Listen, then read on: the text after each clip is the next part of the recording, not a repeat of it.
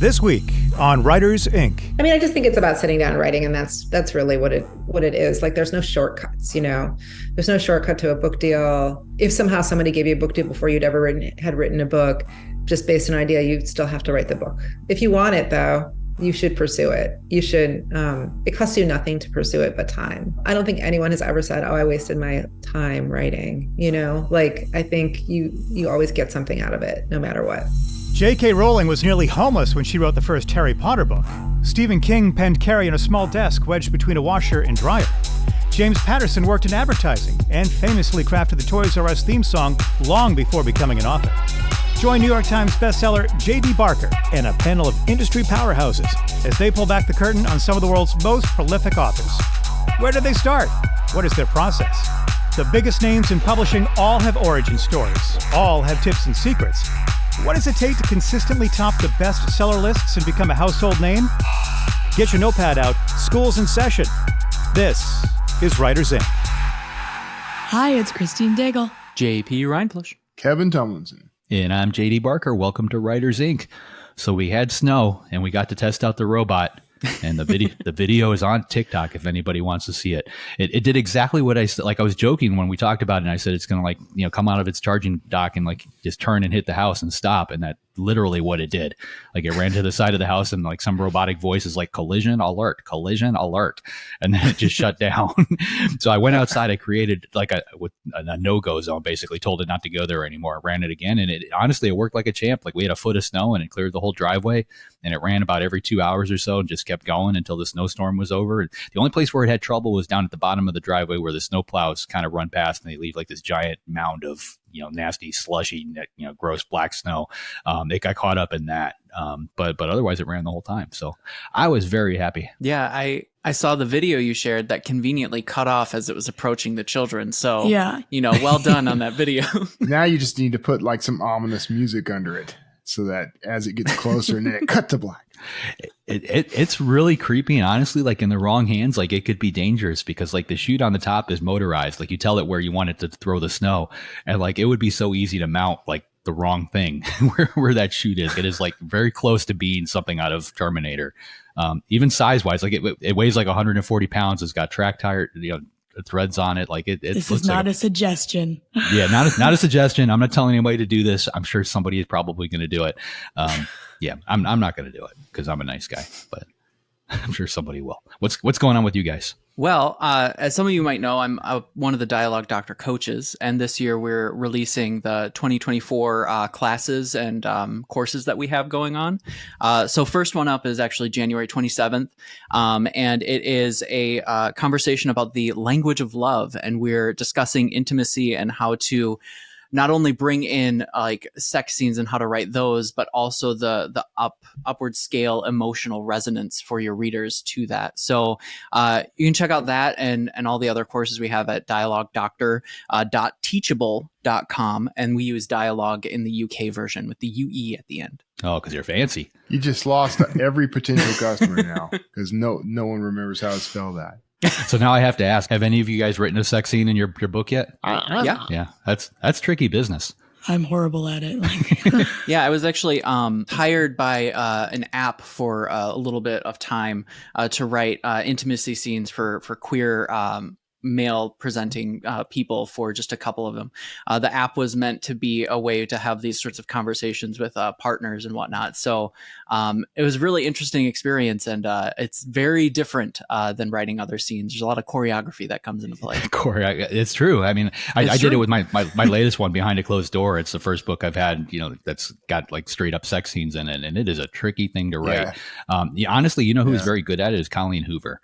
I don't know if you've read any of Colleen Hoover's books, but she slips that right. Yeah. I'm already throwing the double on top. She slips it right in there, and you don't even. Yeah, I mean, it just flows as natural as the rest of the stuff happening in the book. It doesn't distract. It's just kind of there, which is it's perfect. So I am studying Colleen Hoover at the moment. Yeah, rumor is those books sell pretty well. They do. Yeah, they do pretty good. Rumor on the street. So does it violate that rule of it has to move the story forward? Or is it moving the story forward to have the actual description of the sex scene there? I think so. I mean, I think it needs to, right? It's no different than a fight scene or an argument or any other emotional type thing. I think it needs to have a purpose for being there. Yeah, that's always the big question. Actually, I think it's just the litmus test. Like if it is necessary, then write it. If it's not necessary, it doesn't have to be there. It's just titillation at that point. But that's up to you too. Like, I don't include things like that in my books, for various reasons. But I'm actually right now, I'm like going back and forth because the current work has a lot of curse words in it. And I'm wondering if I should change that, but it fits the tone of the story. So far I'm leaving it in. But it's like a lot of my readers will, like if I have someone like exclaim Jesus, I'll get a bunch of emails from hand wringers like, taking the Lord's name in vain and things like that. So this is a big concern for me. I have to consider who's this being written for? My existing audience or a new audience? I get tons of emails about it. Jesus, if you put that like in that context, you will get just an inbox filled with people commenting on it, and swear words words will trigger it. And killing dogs. Like people, you can kill a kid before you can kill a dog. Yeah. I have never seen John Wick because I know a dog dies. I won't watch most animal related movies. Just fast forward the first 10 minutes and you'll be fine after that for the rest of it. But that's like his whole motivation throughout the film. Well, that's all you need to know is dog dies. That's his motivation. Start 10 minutes in. Breaks my heart. Breaks my heart. All right. No killing dogs. Got it. I get sad even when JD talks trash about his robot dog. My poor robot dog, he's got a squeak right now, and we're not sure where it's coming from. Like it doesn't seem to like, it's either in his head or it's like he moves around like pretty much all the time, just like a regular dog. And like the noise doesn't seem to correspond with any of his particular movements. And like, I'm tempted to just take the can of WD-40 and just start, hitting all the joints on him. But it's a piece of electronics and like, I don't want to set my house on fire. So graphite, get a targeted graphite spray. Oh, that's not flammable and that's a good idea. It's messy though. Yeah. Just know that. All right. Another project. JP, what is in the news? All right. In the news, following a successful 2023, Barnes & Noble aims to open 50 stores in 2024. So Barnes & Noble CEO James Daunt reported a successful holiday season marking another year of strong sales, particularly with book categories like Prince Harry's Spare leading the way. The retailer saw growth in its cafe and newsstand sales as well. Well, gift sales saw a decline. Barnes & Noble expanded its store presence in 2023, opening about 30 new stores and ending the year with 609 outlets. And in 2024, they plan to open 50 more. So, pretty interesting news. Yeah. Well, first off, Spare is probably the best like book title I think I have ever seen, like the most creative. I mean, single word, but like it just completely grabs that whole thing. So just throwing that out there. But yeah, this is fantastic news. Like, have they said, are the new stores going to be the same type of footprint as the original Barnes and Noble stores, like giant monsters of stores, or are they looking at smaller footprints? Yeah, I don't know. Yeah, get on it. I know that they've been leaning in on these smaller format stores, the more indie kind of stores. Yeah. The ones I've heard that. That's why I'm asking the question. But I haven't actually seen one. Yeah. I haven't either. So in the area I live in, they pretty much had the same Barnes and Noble, and it's huge. So it's a bit different. Same. Yeah. Cool. It's awesome news, though. I wonder how much that relates to TikTok and influencers with the physical books and the younger generations reading more. I love it. Well, and I mean, this wasn't one of the news stories I captured, but even independent bookstores saw a really good holiday season, especially in the Midwest, with the fact that, we didn't have a lot of snow. It ended up being a good thing for independent bookstores. This is something I'm seeing. I watched a video earlier, and it was from an artist and animator who was really lambasting studios for saying that they're going to use AI to generate the storyboards. Mm-hmm. But he did the whole video with an AI narrator. And I don't think people catch the irony of that sort of thing. But here's what I'm starting to notice, though. More and more, I think we're going to see people leaning in on an analog experience and artisan style creation. I think that's going to, my prediction for 2024 is that's going to be the next hotness. You heard it here first. Books are going vinyl. Yeah, I love it. Yeah, exactly. Yeah.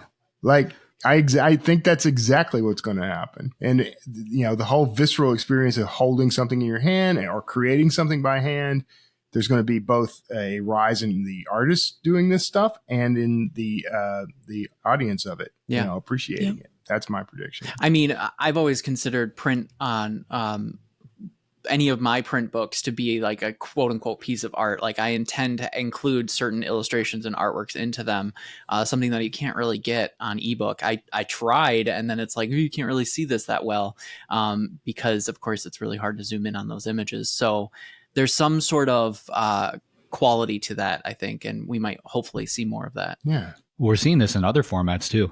David Morrell put a story out there the other day, or shared a story. The video discs are basically coming back. So Blu-ray and DVD and things like that. People are starting to buy movies that they like, just because they can't rely on the streaming services. Your favorite movie might be on there this week, and then, all of a sudden it drops off and it comes back 6 months later. So people just, they're getting back to they want to own what they own. They want a physical something or other for whatever they buy. Yeah. I started seeing laser discs pop up in like the record stores. Do you remember those? Oh, the big ones? Yep. Yeah. The quality was strong with them. That's probably why. I mean, imagine the amount of data they could put on something like that now. Mm-hmm. Yeah. All right, next in the news, scammy AI-generated book rewrites are flooding Amazon. So an AI researcher, Melanie Mitchell, discovered an imitation of her book, Artificial Intelligence, A Guide for Thinking Humans, on Amazon, likely AI generated and part of a scheme to profit from her work, highlighting Amazon's issue with low-quality AI-generated books. The fake version attributed to a non-existent author, and it was analyzed by a deepfake detection startup Reality Defender, finding it to be 99% likely that it was AI generated. Similar titles or similar summaries have targeted other authors. And so this trend seems to be a more sophisticated form of spam, and something to watch out for. I saw Jane Friedman talking about this. Well, people have been doing this for years, right? If you go back 2 or 3 years, even the biggest problem was, somebody in China or, somewhere off, Neverland, just basically taking an existing book that was popular and either putting that same book out there, literally a full copy of the text. Sometimes they take the exact same cover and they just slap it on a piece of white background with a little border on it or whatever. But like that was happening. Mm-hmm. So now all this, AI is being used, which is going to just, it's going to happen 100-fold, 1,000-fold. Mm-hmm. Amazon really needs the tools to be able to stop it at the get-go. I don't know if they're going to be able to pull that off, but it needs to be prohibited before the third party finds it. See, do you think there's an actual issue with the summary books? So Friedman was talking about the thing she was calling out was that someone was releasing a book, and before the book even released, there was an AI generated summary book for it. So that's what she was calling out. But I'm not sure if these summary books are something everyone needs to be worried about or not. Well, I would think if a summary book had like my name on it, then it would be attributed like that I only write these summary books. Yeah. But if someone off in the middle of nowhere is writing a summary book about one of the books I write, who cares? Because at the end of the day, like I have the longer content that people are looking for. And the only thing that could happen is maybe algorithms direct them over there and they discover it's the wrong place. But yeah, I could see how if I was attributed anyway, that would be weird. Yeah. All right. Last in the news. OpenAI's news publisher deals reportedly top out at $5 million a year. So OpenAI is offering between $1 million and $5 million annually to license copyrighted news articles for AI model training. This parallels Apple's reported offer of at least $50 million over multiple years for similar purposes. These licensing deals for AI training are comparable to previous non-AI licensing agreements like Meta's up to $3 million per year for Facebook News and Google's $1 billion investment for Canadian publishers. OpenAI faces these challenges for access blocks like the company or like New York Times and copyright infringement lawsuits, and this leads to increasing partnerships with publishers for legally sourcing training data. So is this the end of reporters? Like now they're teaching the AI how to do it, and then 2 years from now the reporters are no longer needed because the AI is writing the story, right? Yeah. And you get the little pins with AI with the camera, and then all you have to do is just have a person be at the event, and then they can summarize it there. There you go. Just have little meat bags walking around for the cameras. No, they're still reliant on the person now. So we're going to get to the telepresence robots first, and The then snowblowers. the full-on automation. The snowblower. The snowblowers roll in. Yeah. This just makes me sad. Yeah. That's all I have for news. I don't know how Me I feel too. about this one. It's interesting that they're offering to pay these services in order to sort of scrape this content and use it for training, which is interesting. And the implication of course is that, they're making far more than $1 to $5 million annually off of this as a service. So yeah, I mean, I think it's all fair game. I mean, the people who own that content, if they're willing to take money in exchange for it to be trained, I think that's fair. Now the consequences of it and where it's going, who can say? I mean, hindsight will make us all geniuses, but for now, we can't really say that this is going to be a bad thing. Mm-hmm. I mean, honestly, from my standpoint, accuracy is my only real concern because I've got Claude on one of my screens right now, and like if I ask it something, like the other day, I asked it to describe a particular hotel in Chicago to me, and the description it gave me was nothing like the actual hotel. So if I would have relied on that, I would have gone with it, treated it as fact and just moved on. So, right now you've got a physical person out there writing a story, they're researching it, they're putting the facts together, they're creating that news story.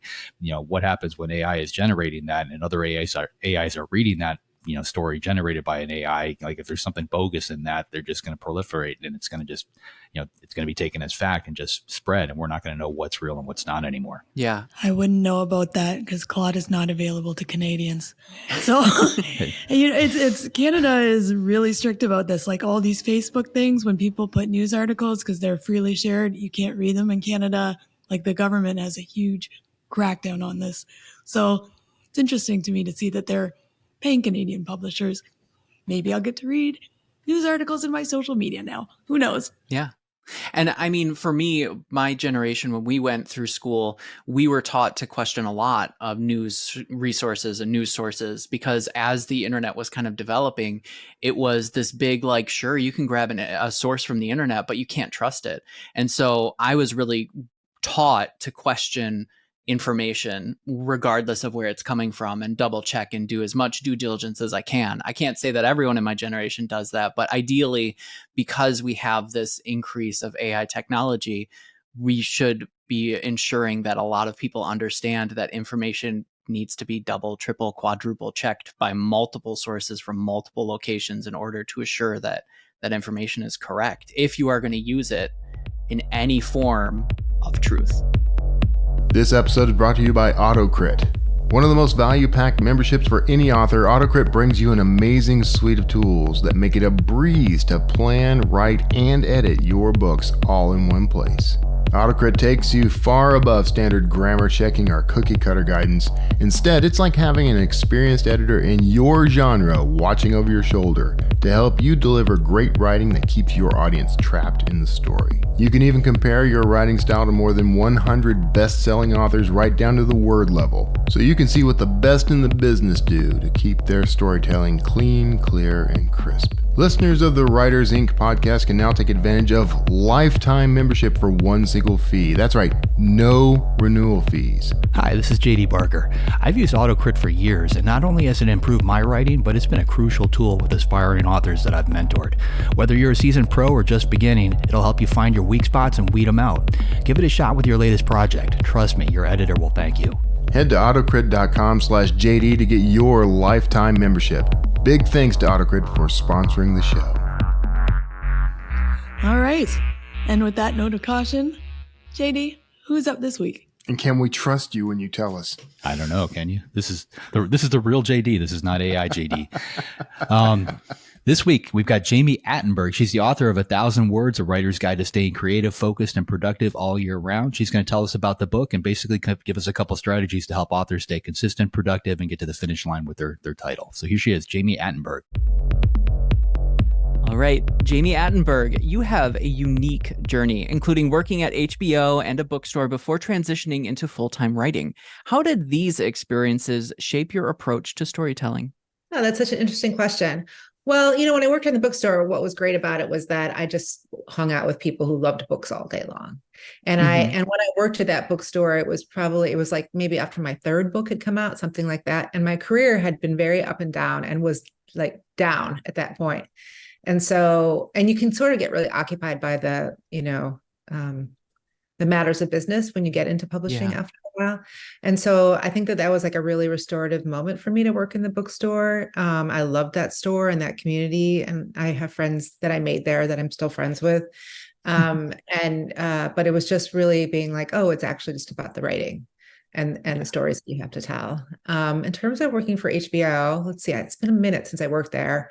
I worked there in the late 90s, early aughts, and I was Mm-hmm.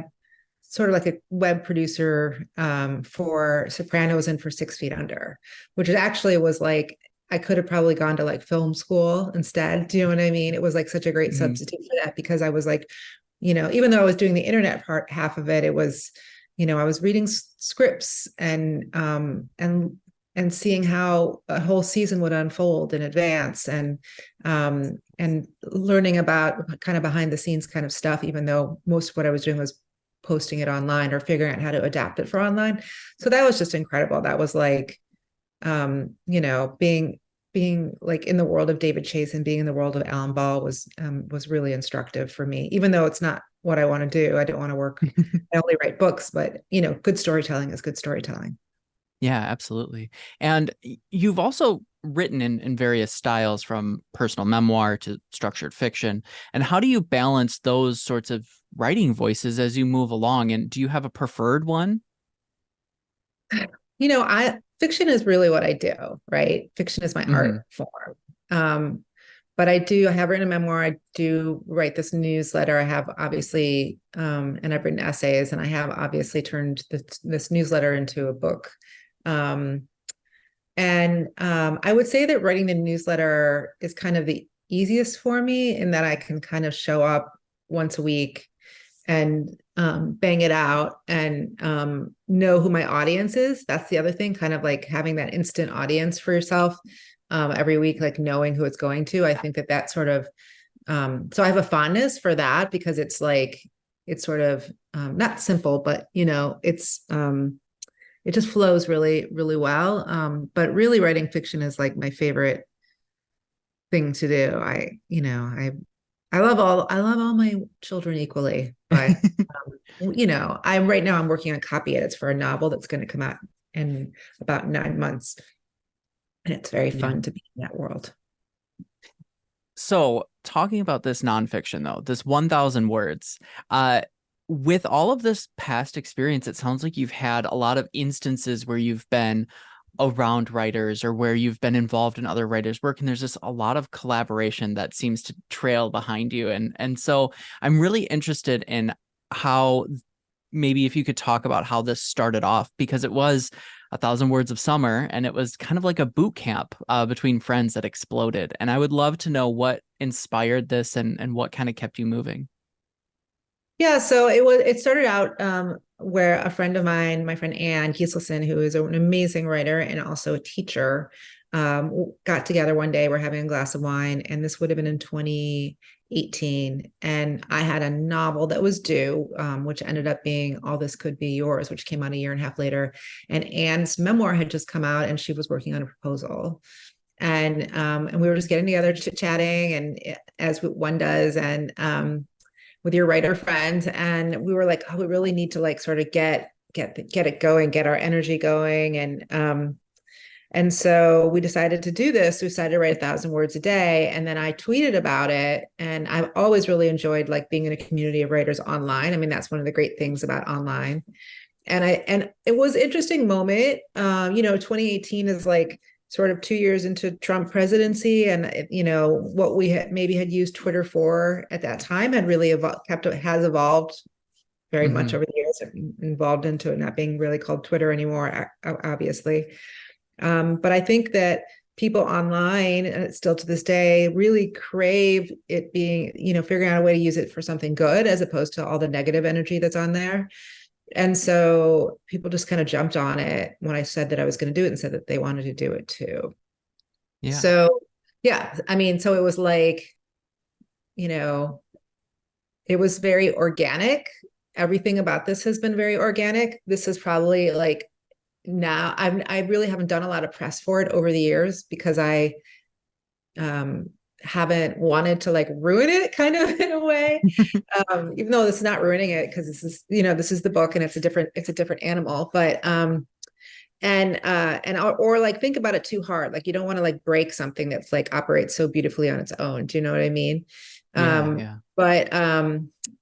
But yeah, it would just felt very natural. People, so I was like, well, just, I'd never started a newsletter, but I'd been online plenty. And I was like, oh, let's, I'll just create a place for people to sign up for it. And then it was like the first day there were 200 people signed up. And then by the end of the first, 2 weeks, we had 2,000 people signed up. And it was just, people wanted it. People wanted someone to send them a letter every day telling them that they could. And so to this day, that's what it is. And that's what my newsletter always is.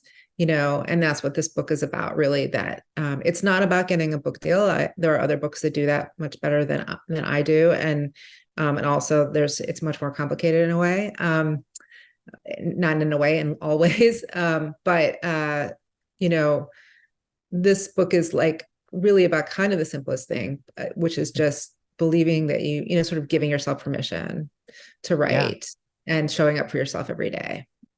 Yeah, I really loved it was an accountability aspect without that heavy expectation on the individual I know you title it 1,000 words, but even in it, it's more about the accountability piece. And is there kind of talking on that subject, like how did that come to be, or how did you want to approach this in that sort of accountability aspect as opposed to strict guidelines and rules? I mean, I think that's what works best for me. So I do with that when I'm writing. Like right now, I'm editing, so it's a totally different game. But when I'm writing, I sit down and I write 1,000 words a day. And there are just friends that I have where we will talk about, check in over the course of the day and say, did you get your work done today? Or how was your writing day? Things like that. And it just helps. It just simply helps to have somebody who's kind of in the trenches with you. And so this book can operate as that for you. I mean, I can't check it, I can't check in with you every day, but I can sort of, create something that has like a kind of insistent, I don't know if that's exactly right, but maybe urgent sort of seeming voice. And one that like very honestly tells you that you can, because, and also I just want to say like the 1,000 words is really, it is what works for me and it's my guideline, but it's also a metaphor. So like I'm not doing 1,000 words right now because I'm editing, but I know what a good day's work is. I know at the end of the day where I'm like, I've done it all. Given it my all. I put all my thinking into it. I put like my, heart into it. And now I know that I'm done for the day. So, I think the book tries to like talk about a lot of the insecurities we might have or the distractions that we might put in our own way and sort of twist it to here's how you can remove these things and get going every day. Yeah.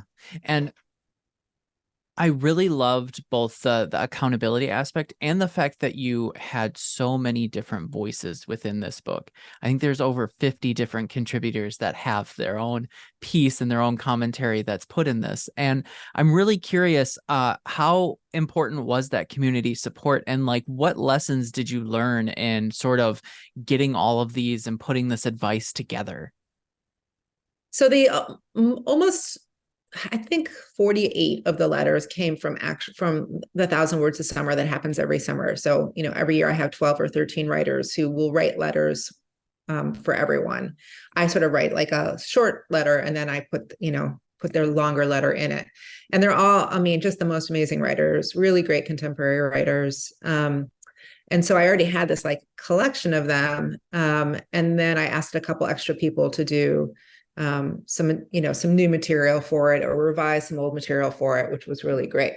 I will tell you, this was interesting. And I won't get to your question, but maybe I am getting to your question, but I had this experience so I wasn't sure if I really wanted to do this book, right? I had done it 5 years and I was like, is it a book? Is it, is it just a newsletter? I'm someone who actually sort of scoffs at people who turn their blogs into books. I will admit, in my past. So, because I think that things that are meant for the online world sometimes should just stay in the online world and do a beautiful job of being in the online world. And so I really wasn't sure if that was the way that I wanted to, if it was if it was a good use of my time, and I had a novel due also. And so what I did was I took every single letter from the past 5 years and I dumped it into a Word document, and then I read through all of them. And by the end of it, I felt supercharged. I had this experience where I was like, oh my gosh, I can do this. I can do this. And also that all these letters are so great. They sort of need to be out in the world. And there's such a different experience to read these letters in the pages of a book, as opposed to online or sitting in your inbox or anything like that. To read them like and have them back to back to back as the way that they are, I think is like really powerful and really energizing. And so the letter said to me, we want to be somewhere else. We want to be put into this book. And so then the narrative behind the book sort of started to form around it. So it's really about these letters, I think, more than anything that I have to say. I mean, I organized them and I wrote a little bit around it, but I think these letters are probably, the secret, not so secret weapon of this book. And I hope that I did a good job of honoring all these writers. It's really important because I look at this book and I think that's 54 favors I had to ask. I mean, I paid them a little bit of money, but what you're paying for is their words, but also, their name, really, like that their name is on this book. And so I want everything that I'm doing around it. I'm trying to do it in a really, graceful, loving, and honorable way. Because I'm just so grateful for their contributions. Yeah. And so having this be a newsletter that evolves into a book, what does the future of 1000 Words look like? Is it something that you continue to do? Is it something that it will evolve? Or what is your near future plan? I don't know. I'm going to do it again this year. I figured I'd do it 10 years. So this year will be year 7. I figured I'd do it 10 years and see where I was at then. The problem with it, and it's not really a problem, I think, because there's always new people, because now it's at 35,000 people, right? And I feel like next year it'll be 40,000 people, or, just there's always just more people joining in. I think the problem is that it can get repetitive, right? From my end, not from all these letter writers' ends. They all have their different stories, but I've now been telling my story about why and how you can write for a good long while now.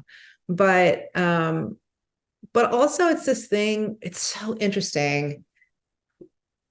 Like when you read a book and you have one experience with it, and then you read a book, maybe you reread it like 5 years later, and you're like, oh, I have a totally different response to it. And maybe it's because of where I'm at in my life, or, or things that I've learned along the way. But, it like experiencing something culturally can change over time. And so I think that you can approach 1000 Words and be like just starting out on a project and get one thing out of it. And then you could do it again the next year and be editing it or revising it or whatever. And then you could get another experience out of it. So even if it feels repetitive to you, or if it feels repetitive to me, I should say, I don't know if it necessarily feels repetitive to other people, because we're always at different stages of our process, which is part of what the book is about too. That writing is not just about sitting down and putting your butt in the chair, but that there's a lot more that goes into it than just that.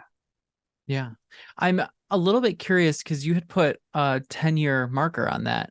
Is there a logic behind why 10 years? What's the logic behind that? That's just 10 years. I don't know. That seems like a long time to do. That's fair. I was just curious. It's the longest I've done any job. Do you know what I mean? It's not, is it a job? I don't know, but it's not a job. Do you know what I mean? Like it's really, like all the time with being a writer, I always just think, is this my job now?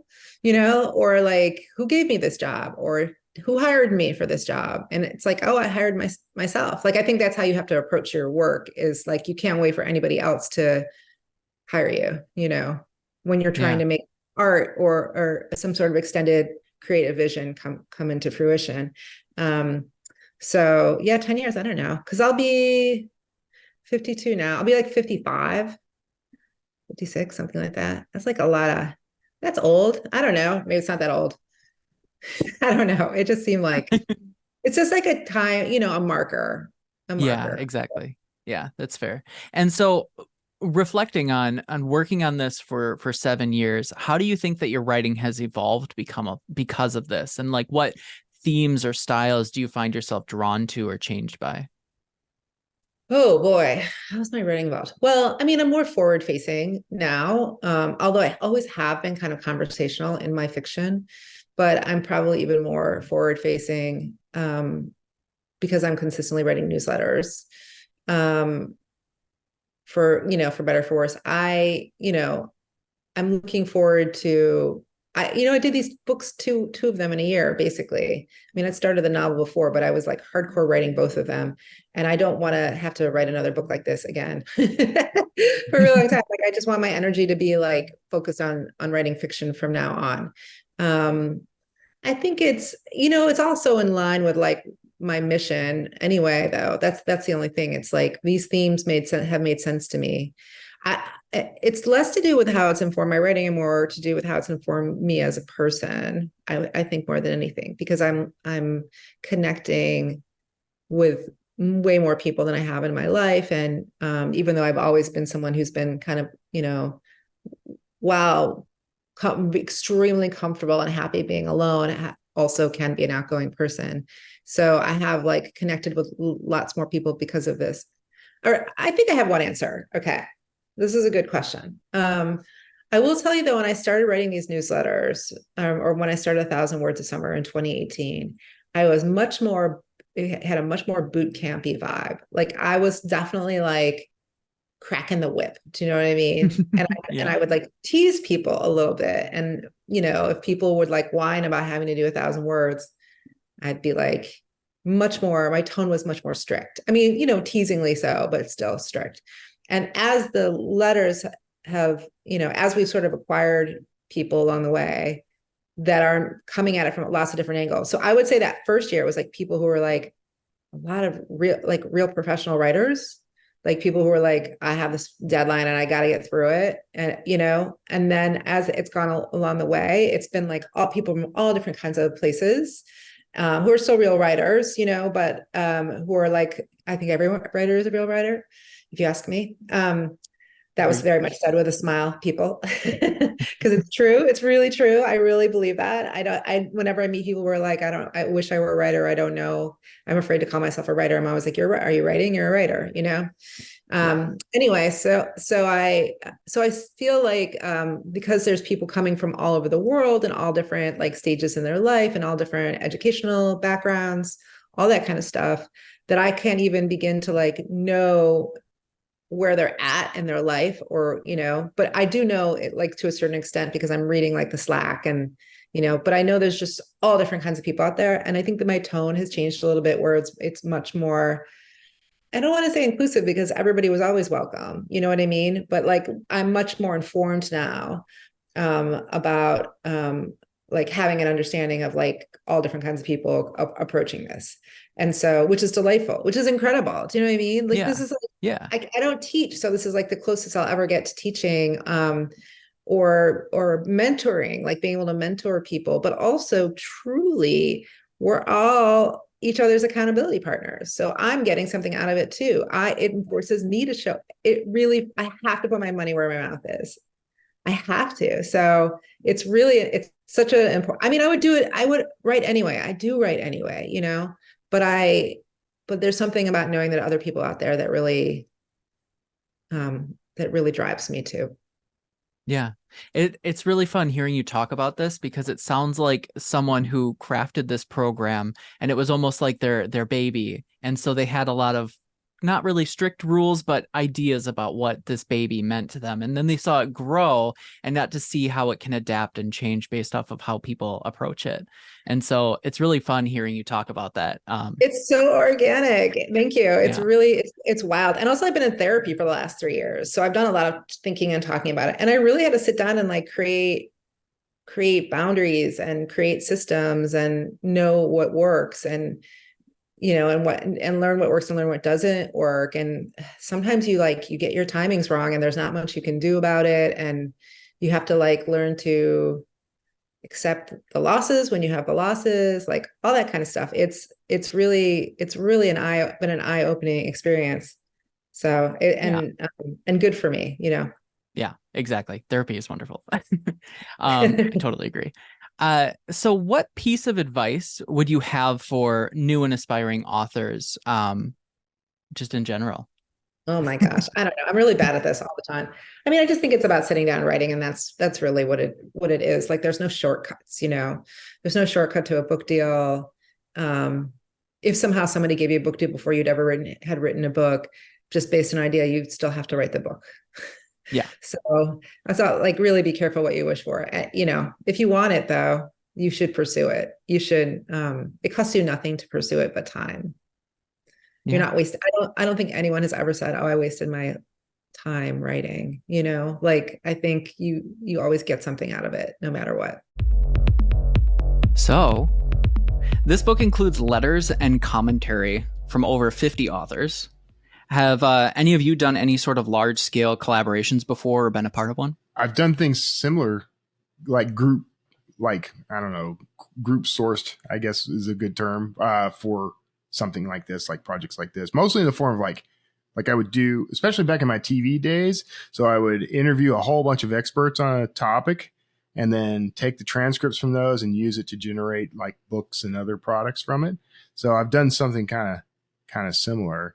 But what she was talking about felt an awful lot a little bit like NaNoWriMo to me, the way they do the summer thing. Yeah, very much so. I mean, the closest thing I've ever done, I helped an influencer up maybe 20 years ago. She had a big blog, and I helped her turn that blog into a book. That's about as close as I got. So I think we had maybe 200 blog posts, and we whittled those down and turned it into a novel, or not a nonfiction thing. But yeah, it's a lot of work. Yeah, it was interesting hearing her talk about how she had this feel that certain things should stay in their original source or original content form. And I'm just curious how you guys approach that. Cause I know that for me, I like to rework content in different forms and see what it looks like over there. But I'm just curious what you guys do for that, if you do that. Well, I think that's part of the challenge with one like she did, right? You've got all those different voices and you want to make sure you don't lose those different voices by editing.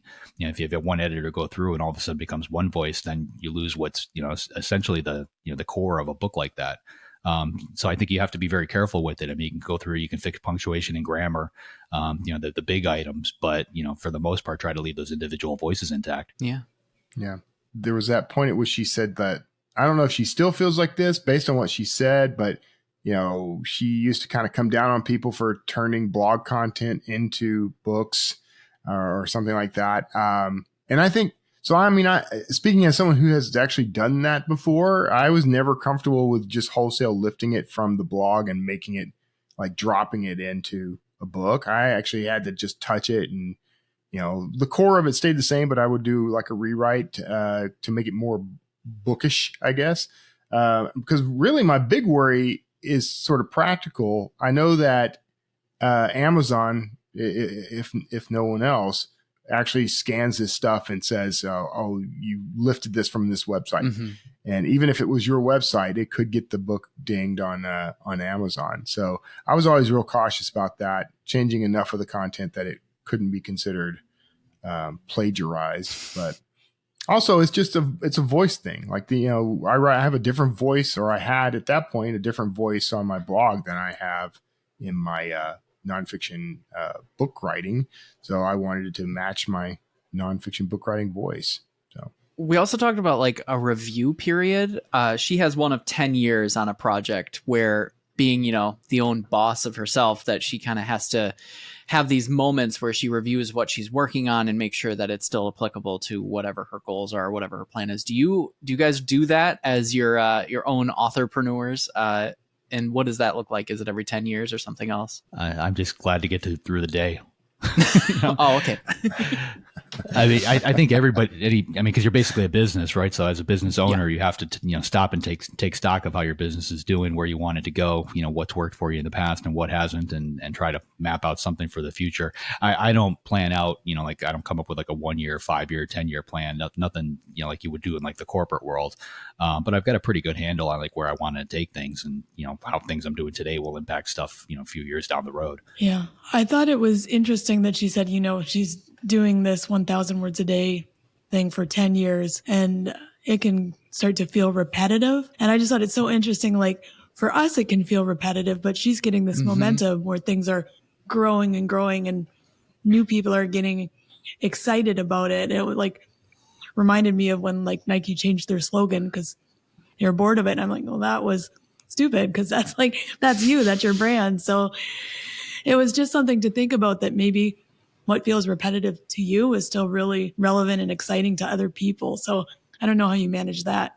Yeah. That was also something that she mentioned too, was like when she created this, she felt like she had a lot of control over it, or like had an idea as to what it would be. But as more people got in and more people got involved, it evolved and it changed. I think originally there was something along the lines of, 1,000 words being actually 1,000 words, or having more of a set time frame or a set expectation. And as it evolved, it grew to allow more voice and more space into it. Do you guys ever have that with any project you've had where it's like gone beyond your control and you've just had to let it be or let it grow? Lots of head shaking. No. Yeah, like I'm trying to I'm trying to think of something, but I haven't really done anything, like on a collaborative state like that where I'm putting it out there where it could be given a chance to grow. How about accountability though? I'm curious about that. So this is the whole point of 1,000 words, right? Is accountability over a period of time with a group of people. How do you manage your accountability? I mean, I'm sure a couple of us probably, just stick home and we just do what we need to do. But how do you make sure that you're getting to the page every day? What drives you? That is entirely me, honestly. I mean, I've tried accountability partners and groups and things like that, and it just kind of drives me nuts. I don't know. It's just part of my chemical makeup, man. I don't want to answer to people if I can avoid it. And so, but that means that if I'm going to accomplish this goal, if I'm going to accomplish what I've set out to do, then I have to be accountable to me. And ultimately there is some accountability though, because if I'm not writing and producing, if I'm not doing that work, the book doesn't come out, and I hear it from the readers, from, my bank account, from all these other sources. But yeah, I don't like the idea of, maybe I need to overcome this, but I don't really like the idea of being in a group or having a partner that is going to just check mark me on whether or not I did my, 1,000 or 2,000 words each day. That doesn't appeal to me. Yeah. I know it works for a lot of people, but it doesn't work for me either. I've tried like whatever they call body doubling, but I'm so worried about the other person. I can't focus on my own work. But I really like casual encouragement. So just having a community where you can say, I'm working on this. And they're like, good job, keep going. But like, the goal thing doesn't work for me. And there's also no one meaner than I am. So I will hold myself more accountable than anyone else. Yeah. I just use, like Scrivener's got that word count, little thing in there. And I plug in, I start a brand new book. I always put 80,000 as my goal. I create a deadline that works out to roughly 2,000 words a day, and I plug that in there, and I just I kind of use that little thing to keep me in check. I've being autistic, like I have a hard time getting up from a task if it's not finished. So if I don't get my words for the day, I'm typically not going anywhere. If I break for lunch, I'll get back to it and just finish it. There's no way I could do that with somebody nagging me. Even from the professional side, like I've had deadlines on books, like that deadline is out there, the publisher puts it out there, but they don't call and check, or at least not in my case. Like I don't think I've ever had an editor call and just, trying to figure out where I was on a particular project. I imagine if I missed the deadline, then those phone calls start happening. Same thing with collaborations. It's never happened to me before. But I do know plenty of people out there that need that. They need to have somebody on the other end of a text, the other end of a phone call or something, cracking that whip to make sure they keep going, and vice versa. Yeah. What about you, JP? Running an accountability sort of thing. Come on. What are you talking about? I don't know what you're talking about. I run a accountability thing on Twitch, and so I hop in there in the mornings and I do my writing. It's tough, a lot like what you're talking about, Christine, because there's a lot of that feeling like being responsible for other people's tasks. And so I have to look away from the computer. I record here and I go to my personal computer, and but there's still like these little checks that I have to do, and I'm still working on balancing that. But yeah, no, I find it enjoyable because it's that feeling that there's an expectation.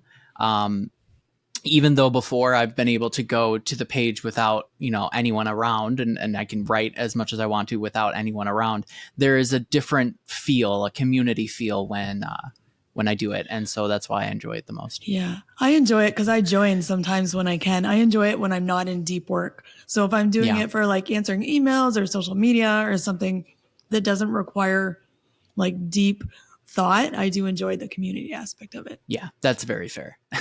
Okay. And with that, JD, who is up next week?